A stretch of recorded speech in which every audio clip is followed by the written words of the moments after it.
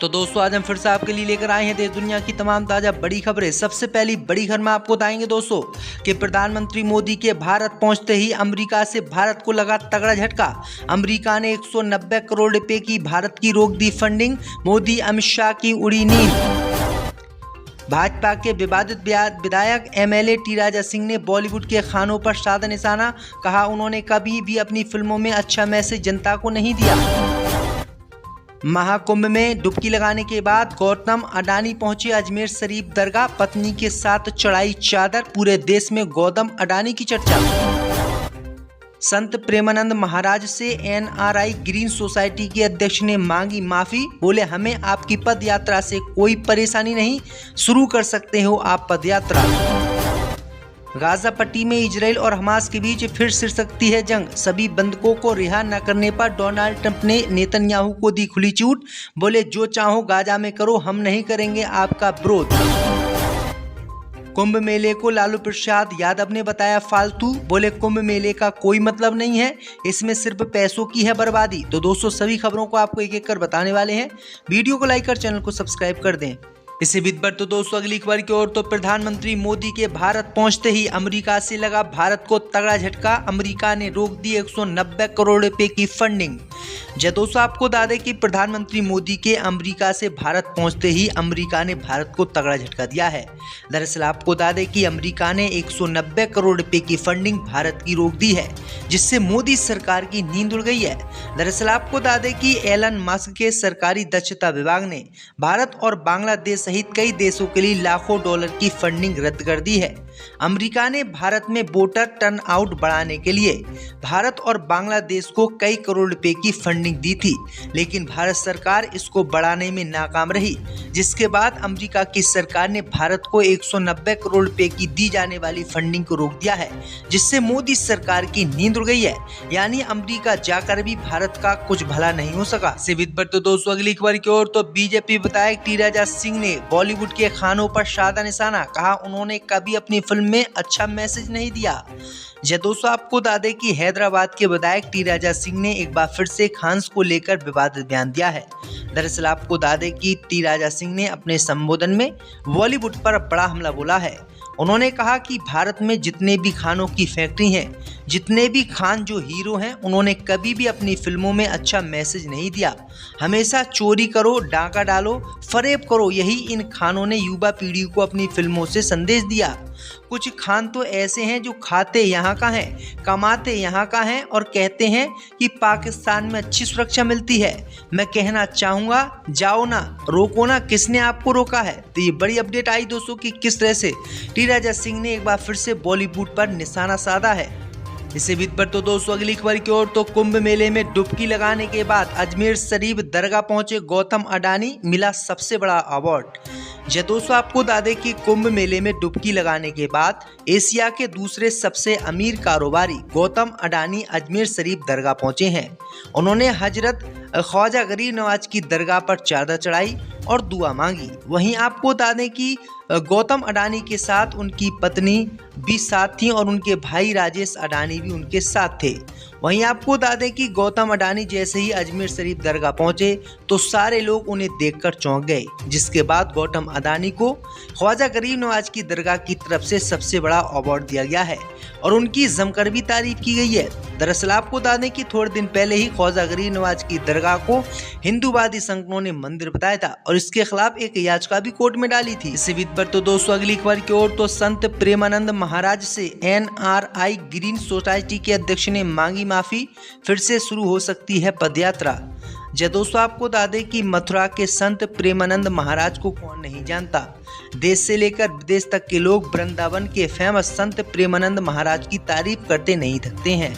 उनकी वृंदावन में निकली पद यात्रा काफी प्रसिद्ध है। वहीं अब खबर सामने निकल कर आई दोस्तों कि बीते दिनों संत प्रेमानंद महाराज जी की जो यात्रा निकलती थी उसका कुछ हिंदू लोगों ने विरोध किया था। यानी एनआरआई ग्रीन जो सोसाइटी है उन लोगों ने इनका खूब विरोध किया था, जिसके बाद प्रेमानंद महाराज ने अपनी पद यात्रा रोक दी थी। और आज खबर सामने निकल कर आई दोस्तों कि एनआरआई ग्रीन सोसाइटी के जो अध्यक्ष हैं वो संत प्रेमानंद महाराज के पास पहुंचे और उन्होंने माफ़ी मांगी है और बाबा से कहा है कि वो फिर से अपनी पद यात्रा निकालें और हमें उनकी पद यात्रा निकालने से कोई आपत्ति नहीं है। वहीं अब देखते हैं कि प्रेमानंद महाराज फिर से पद यात्रा निकालेंगे या फिर नहीं। इसी बीच पर तो दोस्तों अगली खबर की ओर, तो गाजा में इजराइल और हमास के बीच फिर छिड़ सकता है युद्ध। सभी बंधकों को रिहा न करने पर डोनाल्ड ट्रंप बोले, नेतन्याहू का देश अब जो चाहें सो करें। दोस्तों आपको बता दें कि गाजा में एक बार फिर इजराइल की तरफ से बड़ी सैन्य कार्रवाई की जा सकती है। इसकी वजह हमास की तरफ से सभी बंधकों को रिहा न किया जाना है। अमेरिका के राष्ट्रपति डोनाल्ड ट्रंप ने कहा कि हमास ने सभी बंधकों को समय सीमा में रिहा नहीं किया, ऐसे में इजराइल अब जो भी करना चाहे करे। ट्रंप ने कहा कि इजराइल के फैसले के साथ अमेरिका खड़ा है।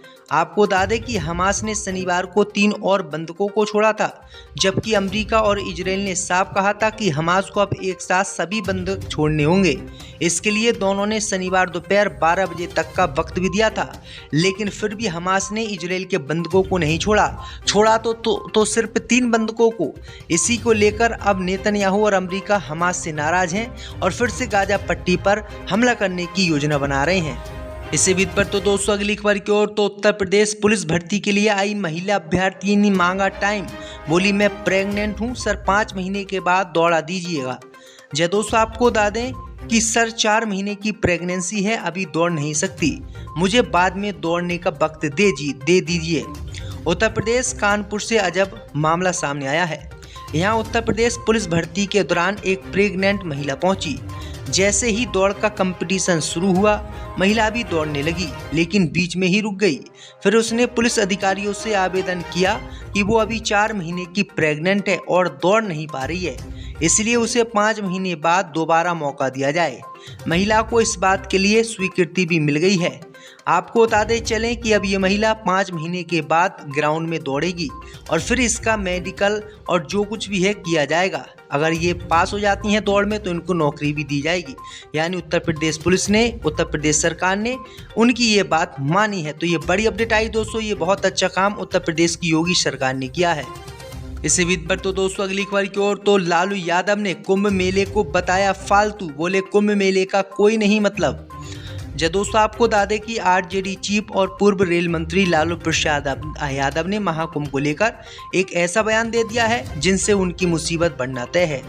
उन्होंने महाकुंभ मेले को फालतू बताया है और कुंभ मेले का कोई मतलब नहीं है। वहीं नई दिल्ली रेलवे स्टेशन हादसे पे उन्होंने दुख प्रकट किया है और उन्होंने मरने वाले सभी को श्रद्धांजलि अर्पित की है।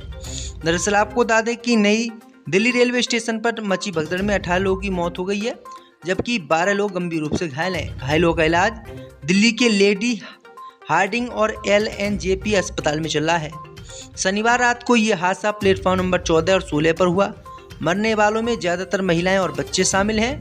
रेल मंत्री ने भगदड़ की हाई लेवल जांच के आदेश दिए हैं। तो ये बड़ी अपडेट आई दोस्तों कि कुंभ मेले को लेकर लालू प्रसाद यादव ने ये बड़ा बयान दिया है। इसी बीच पर तो दोस्तों अगली खबर की ओर, तो सरकारी जमीनों को वक्फ के नाम पर दर्ज करने वाले अधिकारी होंगे चिन्हित। 75 जिला अधिकारियों से मांगी गई है रिपोर्ट। दोस्तों आपको बता दें कि उत्तर प्रदेश में उन अधिकारियों व कर्मचारियों को चिन्हित किया जा रहा है जिन्होंने सरकारी संपत्तियों को वक्फ के नाम दर्ज किया। इस संबंध में सभी 75 जिला अधिकारियों से रिपोर्ट मांगी गई है। कब्जाई गई सभी सरकारी संपत्तियों का नाम, लोकेशन, क्षेत्रफल और गाटा संख्या भी भेजने के लिए कहा गया है। शासन के इस आदेश से अधिकारियों व कर्मचारियों में खलबली मची हुई है। दरअसल आपको बता दें कि अल्पसंख्यक कल्याण ने संयुक्त संसदीय समिति को सौंपी रिपोर्ट में कहा था कि यूपी में कुल 57,792 सरकारी संपत्तियां हैं जो वक्फ बोर्ड के रिकॉर्ड में अवैध रूप से वक्फ संपत्तियों के रूप में दर्ज हैं। इनका कुल रकबा 11,712 एकड़ है। नियम अनुसार इन संपत्तियों को वक्फ दान किया ही नहीं जा सकता था। ये संपत्तियां लगभग सभी जिलों में हैं, पर वक्फ के नाम पर सबसे ज्यादा शाहजहांपुर, रामपुर, अयोध्या, जौनपुर व बरेली में सरकारी संपत्तियां कब्जाई गई हैं। ये बातें जो हैं कही गई। अब देखते हैं कि योगी सरकार वक्फ से संपत्तियां छीनेगा या फिर नहीं। इसी बीच पर तो दोस्तों अगली खबर की ओर, तो महाराष्ट्र दिल्ली के बाद अब ममता के किले की फतेह की तैयारी। एक्टिव हुआ RSS, मोहन भागवत ने संभाली हिंदुओं को जगाने की कमान। दोस्तों आपको बता दें कि RSS प्रमुख मोहन भागवत अपने बेबाक बयानों के लिए पूरे देश में चर्चित हैं। महाराष्ट्र दिल्ली के विधानसभा चुनाव में RSS ने महत्वपूर्ण भूमिका निभाई, जिसकी बदौलत दोनों राज्य में भाजपा ने वापसी की। अब मोहन भागवत और आरएसएस की निगाहें पश्चिम बंगाल पर हैं। यहाँ पर एक रैली को संबोधित करते हुए आरएसएस प्रमुख ने विविधता में एकता पर जोर दिया और कहा कि हमें हिंदू समाज को एकजुट और संगठित करने की जरूरत है। यानी आरएसएस के जरिए भाजपा बंगाल में चुनाव जीतने के सपने देख रही है।